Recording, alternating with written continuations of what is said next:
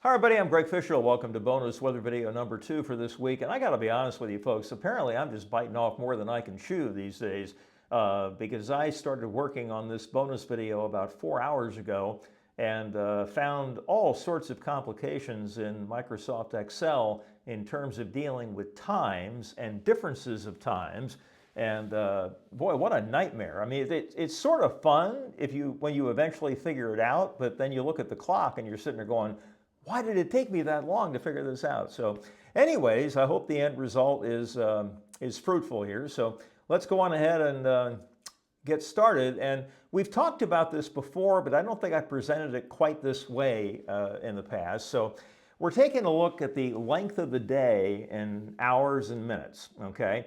So on the 1st of January, the day is less than 10 hours long, the daylight period. But in the middle of summer, or the beginning of summer, it's about 14 and a half hours. So quite a bit of variance there from the dead of winter to the dead of summer. So there's the peak right there. Now, we still have that peak, okay, but the second line that I've drawn there, the orange one, is the time of sunrise, okay? And it turns out that the earliest sunrise, the earliest sunrise occurs about a week before the summer solstice. So you might be tempted to think that the sunset's getting later and the sunrise is getting earlier until you get to the longest day of the year, and then they start to come back like that. But that's not the case at all. It turns out there are a number of factors that come into play here, but one of them is the fact that we are closer to the sun in the winter, and so we are actually traveling faster than we do in the summer when we're farther away, and that throws the whole time system off. We want to make all the days the same length, okay, because that's good for planning, but in terms of space-time, that's not really the case, so it throws things off just a little bit. So now let's take a look at the sunset, and in this case, there's the longest day of the year. The latest sunset is about a week after the summer solstice, okay? So both of them are out of sync. In other words, they're not diverging symmetrically about the longest day of the year and then starting to come back. Now, let's take a look at the winter because the differences here are even bigger. There is the shortest day of the year, about December 21st, give or take a day. But the latest sunrise actually occurs about the 5th of January. Okay, so it's like 2 weeks after the winter solstice. And if we take a look at the sunset times, there's your shortest day of the year. The earliest sunset actually occurs about 2 weeks and maybe 2 weeks and a day or two earlier than the winter solstice. Okay, so the differences here are more like 2 weeks as opposed to 1 week. So let's really zoom in on the winter here, okay? So we're going to look at the period from December 1 until about the 15th of January, okay? The blue line is the sunrise, and the legend for that is over here, okay? These are actual times.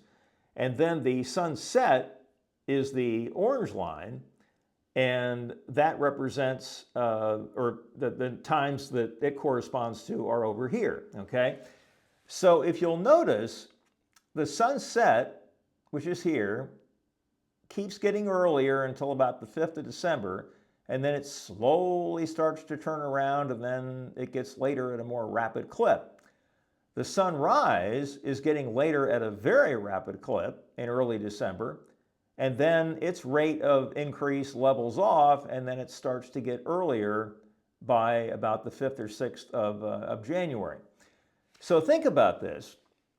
The sunset is getting later and later in here, but the sunrise is getting later at a much quicker rate. Okay, the slope of this line is much steeper than here, and so the days continue to get shorter even though the sunset is getting later because the sunrise is getting later at a quicker rate.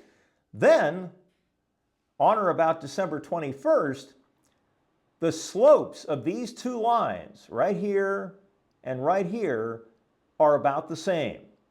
And after that time, the sunset is getting later at a quicker rate than the sunrise is getting later, and so the days start to lengthen, even though the latest sunrise does not occur until about the 5th of January, okay? So what dictates the length of the day is the rate of increase of the sunrise and sunset, or the rate of change of those times, and how they compare with one another. So the shortest day of the year is still December 21st, but the earliest the earliest sunset is about 2 weeks before the solstice, and the latest sunrise is about 2 weeks after the solstice. So interesting stuff.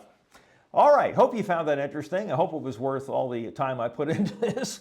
That is bonus weather video number 2 for this week. The next one will be coming up Friday, and of course the next daily update coming up tomorrow. So you all take care, folks, and we'll talk to you soon. See you later.